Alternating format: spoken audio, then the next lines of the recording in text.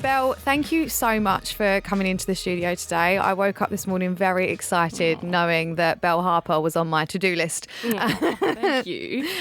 You guys have been such a big support to me through the Limitless Equation journey, like from day one when I didn't even know, like you and I had not even met at this stage. And I remember everyone being like, look, we're going to need to check with Bel. We really want to be involved. And then when I spoke to your team afterwards around whether I were going to support, they were like, Bel's like, hell yeah, we're in. Yeah, absolutely. And it's been that energy and that commitment and the enthusiasm to what we're trying to do since day one. So thank you so much. It's our pleasure. And, you know, every time your name comes up and every event that you've put on, there is so much buzz about you. And I think it's just building and building. And we're so happy to be a part of it. So thank you. Thank you. Well, today we're here to talk about you. And we're going to talk about your superpower, which I've got written in front of me. But do you remember what it was? Because it was a while since we had this conversation. It was a while. And you know what? It's funny because I've had lots of conversations with people about our initial conversation about it. And, you know, I think when we kind of landed on it, I was a little bit surprised, I guess. I think, you know, I probably thought I had some other words buzzing around in my head, but the word we landed on was presence.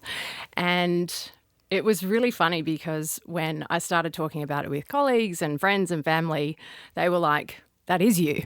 And, you know, that's absolutely how you show up. So, yeah, it's really interesting. And let's talk about, I'm going to make you say nice things about yourself. Oh, no. What were the other words that you had in your head, just out of interest? I think probably the number one word was passion. Mm-hmm. I'm a really passionate person. I'm passionate about people. I'm passionate about my career. I'm passionate about my family.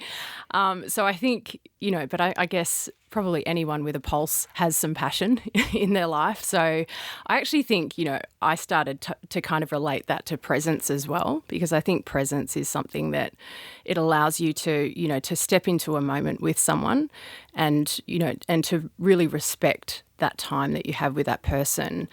And you do get a connection, and I think that's how you can, you know, build, whether it's passionate about being able to help in someone's career or in a project or something you're working on. And I think it's that presence that kind of gives me a clarity that I need to, you know, to decide whether I'm going to really step into something or, you know, step behind someone and help. So that's kind of, you know, I kind of see them connected in that way. I love what you're saying there in terms of it helps you make decisions, because obviously as a coach, I work with a lot of people behind the scenes, right? So you're seeing people almost moving so fast that they don't have time to stop, be present and think and pick the right path for themselves. So people end up so out of alignment with what's right for them. Yeah. And I love that you've just linked a little message in there for everyone, which is if you're present, it allows you to make the right decisions for yourself. Yeah, I really and I like think that. There's something in that as well around, you know, probably the way I think about it is being able to compartmentalize and, you know, jump from minute to minute and project to project and thing to thing, and, you know, sometimes a crisis in between, or, you know, it might be a day at work and then there's something that goes on with your family, and being able to just stop and, you know, really kind of step into, you know, my role within that. And I think it's not something that I had when I was younger. It's definitely a skill I think I've learned.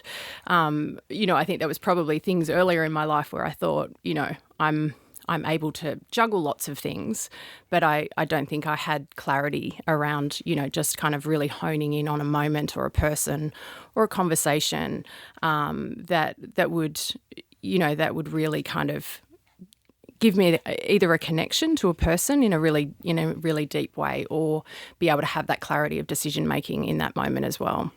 And how do you block out then? You mentioned compartmentalize, and I'm going to ask this as a twofold question. I've never asked this question on the podcast before, Okay. But what does a day in the life of Bel Harper look like? Like, what are we because I feel like I know the version of you that you and I work together, but there's a whole gamut of what day do you want, stuff Chloe? going on. Yeah, but just give me a little insight, because I'm actually quite intrigued. Okay, a day in the life. Well, a typical day for me would be I get up very early, and I go to a Pilates session generally. I do that 4 or 5 times a week, and it just gives me, I actually like someone being there telling me what to do for, kind of the first hour of my day. I don't have to think too much, and I can just kind of clear my head out. And then, I get to work. I'm generally in back-to-back meetings most days, but and I think I guess the variation, and probably because I've been in my role and in the same business, or not the role, but in the same business for a long time, I do have a lot of connections across the entire company. So I could go from mentoring someone who's, a youngster in the sales team who I think is fabulous, and I, want to listen and learn from them. And I also want to, help them if I can, to exec meetings and meetings with Lee and our team about all the events that we've got going on. So, there's lots of, I guess the business that I'm in as well is quite multifaceted. And I think most people think of, an outdoor company as a place that sells rectangles. It's a media company that sells rectangles, but it's actually, there's lots of intricacies in terms of, it's a property business and a logistics business, and it's lots of different things. So I think that's actually really helped me adapt to, different ways of thinking across the day, because I could be in a meeting about, people, or I could be in a meeting about, big business decisions or events or, tenders or whatever it may be. So it's quite varied, and I think that's really helped my, I guess stretch my mind a little bit. The first time I ever realised that O isn't just selling rectangles was when I came in to do some mental health training for you guys, and there was such a diversity of people there, and they're like, yeah, but that's our building team, and I hadn't ever thought beyond, because that's what you guys do, such a good job of promoting what you're all about. And I think in the last few years you've really done a good job in that space of kind of like living by your unmissable slogan. I feel like are really, we've embraced the orange. Yeah, you've embraced the orange, and you've stepped into that. What's been that journey? What's that journey been like for you in terms of like, because you've been given some more responsibility in that space, and let's talk about you stepping up in this area. Yeah, so the step up, it was actually a really big pivotal career change or moment for me as well. So I think it was January last year. We had quite a big restructure in the business, and I was given a responsibility across marketing, our creative team, our innovation team, and a product sales team. So it was kind of, a culmination of all the things I loved. And I felt like it was a moment where, I've worked in the business, as I said, for a long time, but I've probably been in roles which are a little bit trying to influence from the side is probably how I would position that. And this role actually just gave me, really the permission to build a team that I wanted to build. And a team, I always say you get the team you deserve, and I feel like I've got that. I've got some amazing people in my team, some really strong leaders. They've been able to step up and shine in their respective roles. And I think, as you said, we've kind of had a bit of a pivot as well, and really kind of, reinvented ourselves as a business, and as a way that we present ourselves as a business. But I think it's just all about the talent that you put around yourself, a team of people who, really love and care for one another, and they love what they do, and they're amazing at what they do. So for me, that's just been the most rewarding, 18 months of my career. And I've had the pleasure of seeing you flourish in that environment. You mentioned the word permission there, which is just such an interesting word. Is that giving yourself the permission, stepping up into the new role kind of gave you the entitlement to do that? Tell me more about why you chose that. Yeah, I think it was giving myself permission, but it was also the first time I probably felt like I truly had the agency to create something that I wanted to create without that influence from the side kind of scenario. So I think, having clarity of roles and, and obviously, being able to articulate a vision that other people have bought into, it felt like it was my time to really step into that. And I think back to the point of, influencing from the side, I think when you work with different types of leaders, and I think I've worked with some leaders who have identified talent and really nurtured the talent, and I think I've also worked with some leaders who have had a philosophy that liked is better than good. And, it's really difficult to operate in an environment like that. You want to do great work, but you're not necessarily, one of the gang. And, that's been a tricky road to navigate. And I think it's particularly tricky when you're kind of in that middle to senior management point in your career as well, where you're really trying to step up and you step into things, but there are a lot of obstacles to overcome in that. And I think you can be seen as overbearing or, all of the words that, we as women get called. So, I think trying to navigate that, it was difficult, but I felt like, at the time I was offered this opportunity to lead this team. I felt like I didn't have to do that anymore. And that was really unshackling, in terms of being able to, not look over my shoulder and just be really confident in myself and back myself in. And, as I said, choose the team that I wanted to play with and win with. And that's been just utterly fabulous. And is there anything you do differently when you look, because you're looking back now, hindsight's a beautiful thing, right? Wisdom, but there'll be people in your position now that are going through exactly what you were in. Yeah. If you could almost speak to your younger self or speak to those people right now, what would you say to them? I'd say relax. I think I had some really great advice in my career because I had a really, really supportive boss through this pretty tricky time, probably at 8 to 10 years. I reported to him and he just said to me, be the contrast.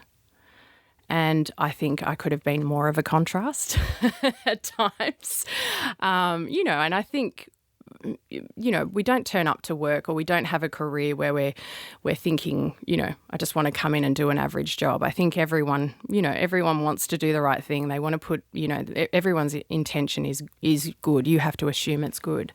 But I do think, I probably should have stood back a little bit more. I think there's a time and a place to be, what I would at the time deem to be quite passionate about something, but sometimes it's best just to, to watch and I also think in hindsight, the benefit of hindsight is you can tell yourself these lessons, but I think for me it was really about then understanding that it all works out, if you don't and that sounds very, pie in the sky-ish, but I think for me, good work shines through eventually, and tenacity shines through and good people are rewarded and bad behaviour is also, it washes out, So I think calm down, relax, it'll all be okay, and I think that advice, and I give it to everyone I possibly can, is just, when things are going crazy, just be the calm. And you are very calm. You've got a really, I was actually thinking about that before I walked into the studio today. I was like, Bel could do this because you've got such a warm nature about you that you just kind of go, oh, I could open up to her and overshare everything, Well, let's go there, Chloe. Yeah, you've got that vibe to you. But I want to talk about be the contrast, because in what ways, I reckon you sat on the fence a little bit with that throughout your, because what I'm finding really fascinating about this conversation is you've said be the contrast, but at the same time the shackles have come off. You've been given the freedom to do what you want, and I don't think that the business that you've worked for has ever been in a better position in terms of the areas that you're looking after. And I apologise, I have no idea who was doing it before, so nothing loaded there at all. But you said be the contrast. How much did you lean into that? What did that look like for you? Look, I actually think lean into it every day. We had a situation yesterday at work where, something, certainly got a few people flappable, and, I pulled, half a dozen people in a room, and, I just was consciously saying to myself, just be really calm about this. And I also thought to myself consciously, put some humour in it. And it's probably something that I've heard on your podcast before is, it is a diffuser, right? So it was a bit of a high tension situation and just to be in a room and collaborate and, do it quickly and, just don't freak out. Just be calm about it. It will all be okay. Like there's nothing we're doing in media that's that important, So I just think, there's where I probably would have got excitable. I think you can end up catastrophizing things too much, and I think for me now it's probably a maturity thing. It's just probably because I've seen a few of these situations before. Is just step back and try and calm the situation down, and that's what I try and do. So I guess the contrast statement itself, I think, I just think, you're going to go through things in your day, whether it's, deadlines that stress you out or how you react to, losing a piece of business or whatever it may be. But I just think you can't go wrong in offering up a really good response and a calm response when everyone else is being a bit silly. Yeah. So it's just, I think it's really as simple as that. Yeah, I love that. I always say to my clients when I'm speaking to someone who's like in the thick of it all and they're really emotionally invested, I tell them to step out and pretend they're an external consultant and that they're just watching this happen. Everything else happen around them. Because the minute you remove yourself from it doesn't feel personal. I feel like you're able to take a step back and go, be a little bit more rational. Yeah, I don't know if I care that much about getting this passionate about this. And I think, it's actually to your point earlier, I think, I probably was too passionate about things at times. But I would also say I work with a lot of people who, they probably do think, that is something that's helped me push through, or I'll stand up for what I believe in. And I absolutely do. I'm certainly not a passenger, and I wouldn't ever advocate for stand back and just let it all happen because, that's not the intention of what I'm saying. But I think it's pick your battles, but also know that it is going to be okay. And, whatever you're seeing or whatever you feel like you can't navigate through, time is often the thing that helps flush out, whether it's behaviours or politics or whatever it may be. I think, just being able to step back and say, this will work out because, and in my experience, it generally does. Yeah. And you mentioned the language earlier, being told we're too much, being told we're too emotional, whatever, we've all heard it.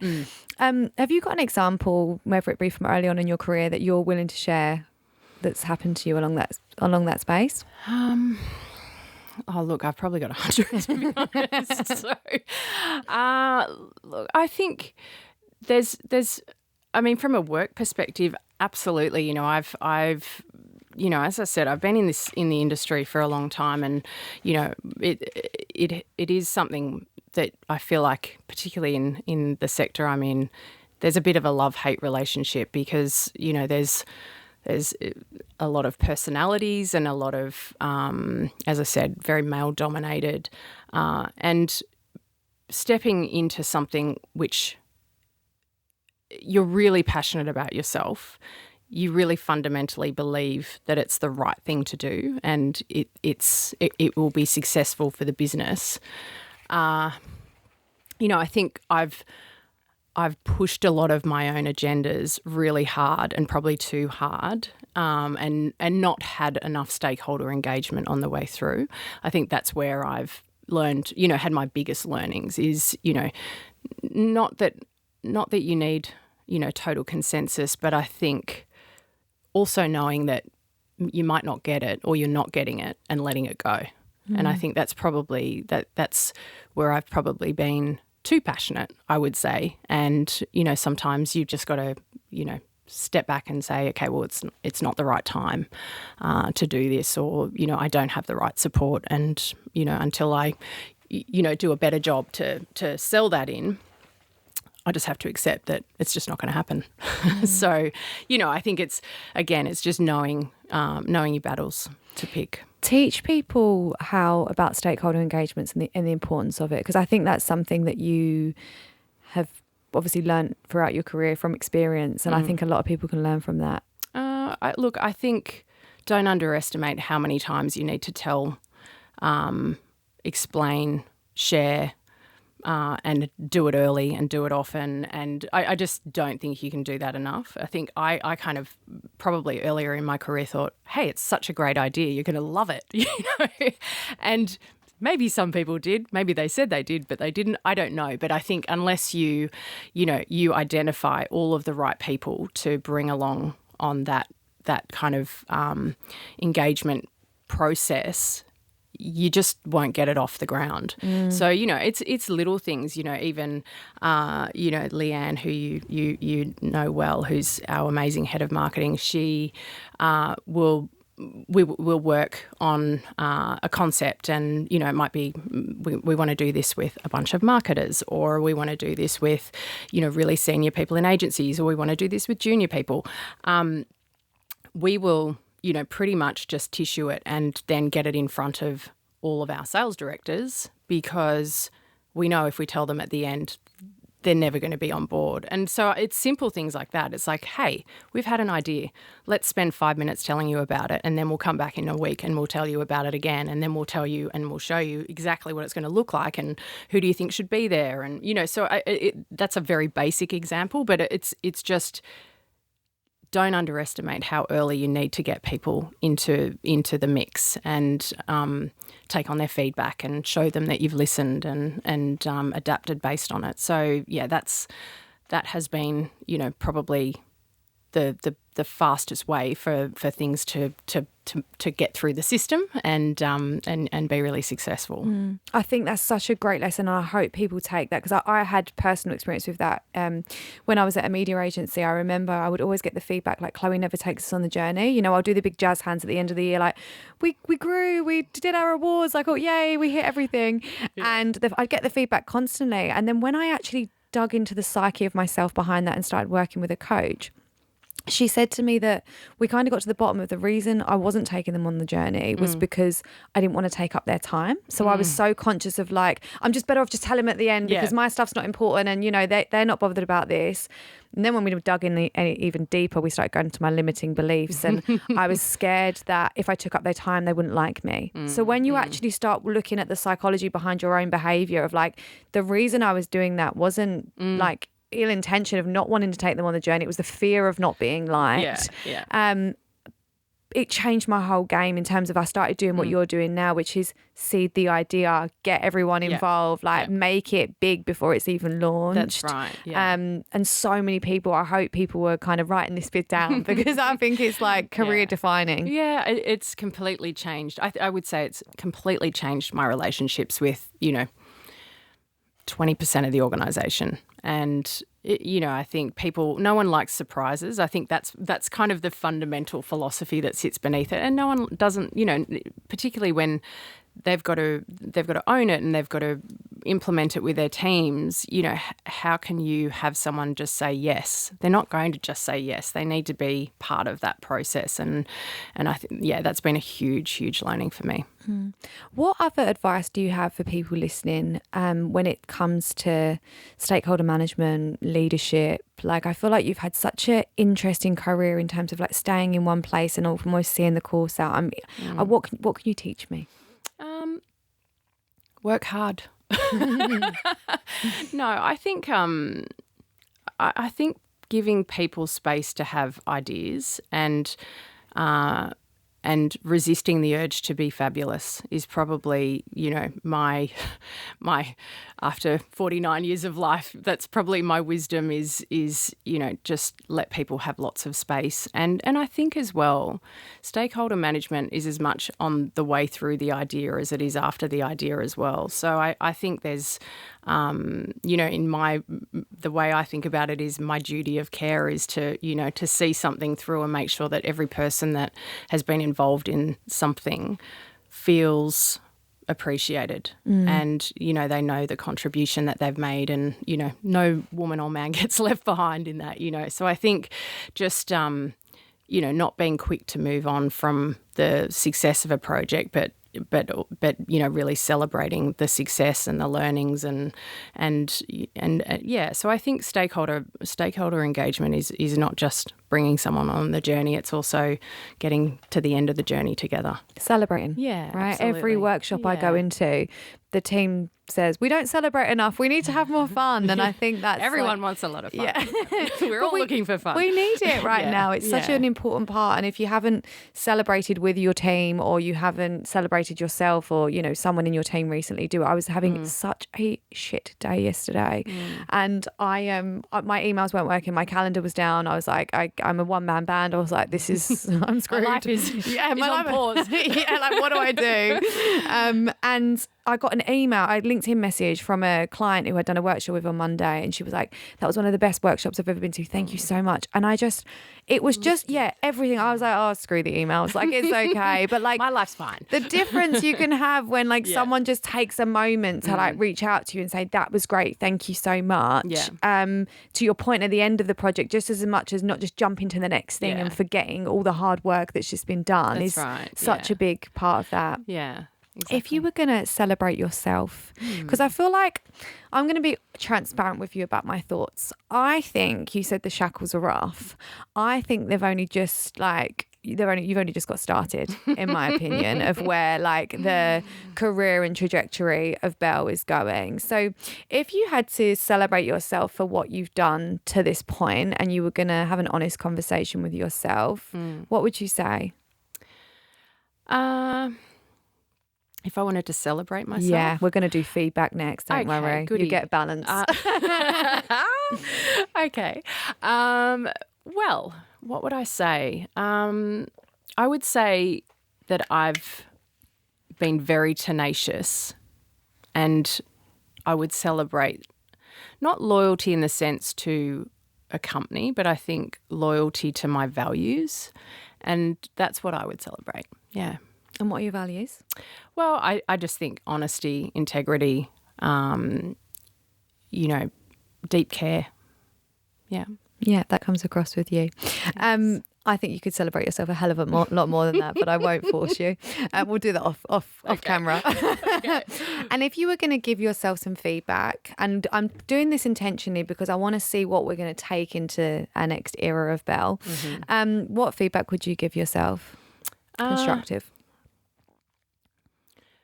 It might be a little bit of slow down.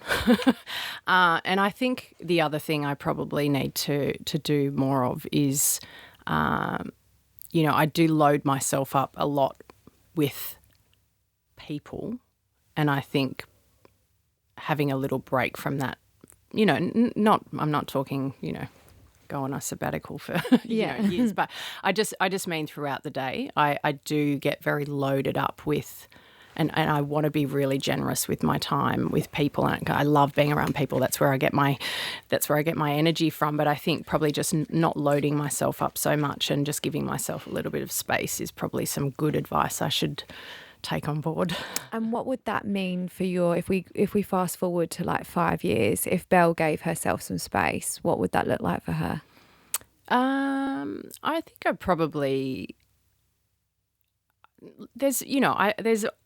I think everyone has things that they want to do. I'd like to write more, and I'd like to, the funny story, I guess, about my initial part of my career is, I loved drama, I loved music, I loved art, I loved, I was very passionate about, the creative side of my brain, and I think,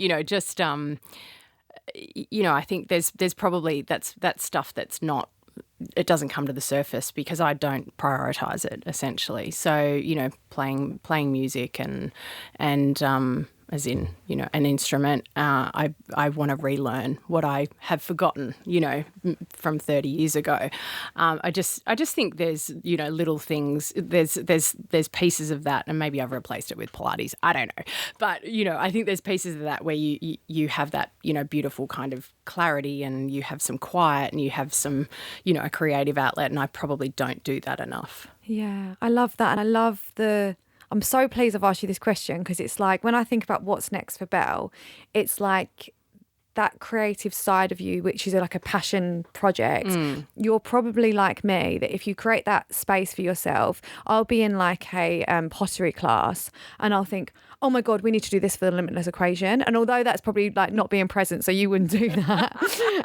But that's when I do my best thinking in terms of like my growth and my career and what's next. So I feel like what you are saying to me is, if I created that space for myself, that is the bit that would develop you as an authentic person, but also develop your inspiration and creativity from a work perspective. Yeah, I think so. And I'm very fortunate. I do get to work with really creative people as well. So I kind of feel like I'm lucky enough to get the best of both worlds. I've got, lots of creative, designers and minds in the business, but also, a lot of very business and corporate kind of thinking as well. So I feel like I've kind of got that balance. But yeah, I think for myself, if I did take time, I would be more involved in that. And I think I probably don't do it because I would get too immersed, to be honest. So, I'm really enjoying this stage of my life. And, my kids are a bit older and, I'm enjoying the work that I do. I love the people I work with. And, I don't think everyone can say that. So I feel very, very happy and fortunate to be in this position. Good, you deserve it. We've spoken about the diary being really busy and being really people focused, which speaks to your superpower of being present, right? Like I've having spent time with you, I know that you'll turn up to each of those things and actually be there. But we've also spoken about that double-edged sword of your superpower, which everyone has, which I'm already hearing from you. Right, I'm really present. I like to be around people, and you're already saying it's kind of overriding some of your opportunity to do creativity. That calm nature, I mean, I saw that when you interviewed Tammy, just for anyone who's listening, is from ANZ. You obviously interviewed her so beautifully on stage at our Sydney event. That calm presence, is that something that's at home as well? Like, who is that work Bel, or is that Bel? No, I think that's just who I am. And I think it's probably an age thing as well. I think I was probably a lot more flappable earlier in my life. And, as I said, I did get, very passionate about different things. But I think, I actually feel very at peace with where I am in the world now. So I think that's probably, my calmness is probably a reflection of that. But I certainly can fire up if I need to. I love that. You remind me, if I put this into parenting terms, and I have no idea how you parent, but you come across from a work perspective as someone who's like really easygoing and like very flexible and very calm and very down to earth. But when mum's annoyed about something, she's really annoyed. And that's when you've done something wrong. Like my mum parented me like that. My dad used to shout at me all the time. My mum was like cool as a cucumber. But then if she did shout at me or did tell me I was wrong, or the dreaded, I'm disappointed in you, God, I knew. Do you know what I mean? I was like, I've really messed up here. Yeah. I'm not immune to having a shout. We're as parents, it's something that we definitely master at some point when you bring up kids, because they can be very annoying sometimes. But I think I'm probably a little bit more like your mum. It only takes a few words and they're like, oh my God. she's serious, so yeah, but we've got a great relationship. And yeah, I think I've probably learned that yelling is not really particularly conducive for anyone to get a good outcome in a situation either. So I think just, calm is powerful as well. Yeah, there's power in calm. Yeah. Bel, what have been the biggest challenges of your career to date? Whew, that's a big question. It is. I think going from, so my career kind of traversed a little bit from sales then to the more commercial side of the business in terms of, contracts and tenders and a bit more, I guess, business strategy versus sales. And I've kind of come full circle back to, a sales area and supporting sales with what we do now. I think probably the biggest challenge was going from when I was running a sales team, actually in this building, was, I was really loved and respected by my team, and that felt really good. And then I went to a few different businesses. I've worked in 4 or 5 different out-of-home businesses here and in the States, and I think probably coming into a business where, you start again, obviously, every time you start into a business, but probably just not finding my people. And, that was really challenging. And I eventually did, of course, but I think going from, feeling really comfortable is not the word, but I think working with people who are really like-minded and love to be challenged, and they win together and they play together and all the things, to probably feeling like a bit of an outsider. So that was a really challenging time in my career. And as I said, I did find my people eventually, and that really, kind of was post kids. But yeah, it was a bit of a hard pill to swallow. That I think we talked before about liked being is better than good, but if you're not in the clique of the like in a business, it's actually very challenging. So that's probably been, I'm probably being a little bit vague, but I'm being as specific as I can. I think there'll be a lot of people reach out to you though and ask you about that, because I think that sense of belonging is the most important value, right? Yeah. It's the thing that we just want. We literally survive, back in the tribal days, we survived by belonging and, not being the weakest in the pack. And, our brains haven't evolved for 2,000 years, right? We're still living in caves as far as our brains are concerned. So that sense of belonging and safety is crucial for organizations to create. It's just so hard to thrive in a situation where you don't have that belonging.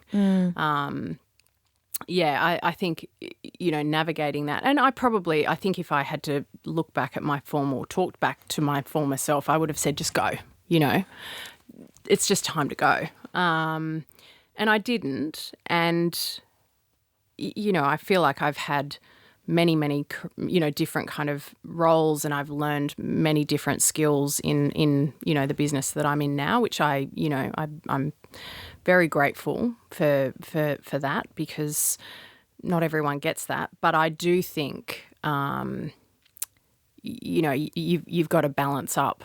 Am I learning with my tribe? Because we spend so much time there, right? So you've got to have that feeling of belonging. And I think if you don't have it, just be honest with yourself and do something about it. And I know a lot of people in your team, and they have that sense of belonging. How have you created that? Look, I think with great leaders, I think without great leaders who are prepared to put people around them who are better than them, I think it's just all about the talent you surround yourself in and with, and what opportunities you give them. And, but, I think ultimately it comes down to just, respect and kindness and being a good person. We want to work with people that, you look at and go, wow, that person's amazing. And I even last night I had a little bit of banter with a lovely lady in our team who's about to go on parental leave, and she's from the country, I'm from the country. We had just... Oh, that makes sense. Yeah. I know.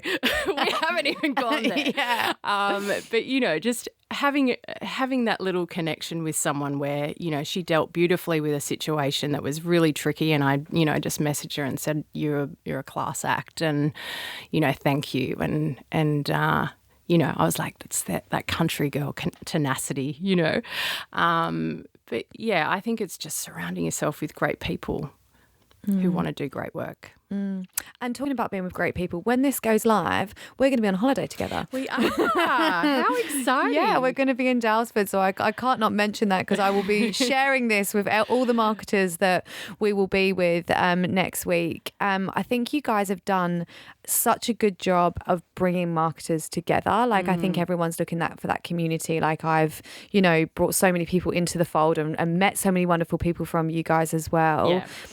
How has that benefited you guys, and what have you learned in terms of what people are looking for and what people need? Like what's been the big eye-opener there? I think dealing with marketers when you're on the media side has always been quite controversial. So the way we approached it was, in a very respectful way with the agencies that represent these clients. And I think the intention was to bring like-minded people together in a safe space where they could share ideas and collaborate. And, obviously we have a formal program which is part of that getaway, but being able to have and be part of and also witness conversations and that kind of I'm using the word unshackled a lot, but it's like it is like a really safe space, and marketers love being with marketers. So I honestly would say the first night, and I can't wait for this to happen again, but the first night, we went around the room and did all the intros, and I just sat back and thought, this is a magic space for people who are like-minded, to just have the freedom to, to share their challenges. And, they're from all different industries, of course, but everyone's going through similar challenges, and to be able to create that space and connect with that group of people was pure magic. And, I think the payoff for us isn't, necessarily the revenue piece. It's actually having the endorsement and the relationships with clients to be able to, have or ask them to help us tell our story as a business. And that's what's been really powerful, is we've stopped talking about ourselves, and we want our clients and, CMOs to talk about their experience with us. So it's been really wonderful. I love that. I'm going to have to ask you our final question, which is so sad. Oh. We're there. Who is the limitless woman that you would like to celebrate, and why? This is going to be hard for you, isn't it? Well, I've thought about it because you always ask this question. So, of course, I've been thinking about it. It's the only question you can prep for. Everything else is good luck. Where are we going today, Chloe? So my limitless woman is a lady by the name of Crystal Barter. And I came across Crystal's, this is really nerdy, but it was like on LinkedIn about 10 years ago, their annual report for Pink Hope, which is a charity that was actually formed on the Northern Beaches, which is where I live, by this 25-year-old amazing woman who had about, I think it was something like 23 or 24 women in her family die of breast cancer or ovarian cancer. And Crystal found out that their family had this kind of curse, which is the BRCA gene, and it is a killer. It's a killer. So she went on national television. She had a double mastectomy, and she ended up actually being contacted by Angelina Jolie, who had the same genetic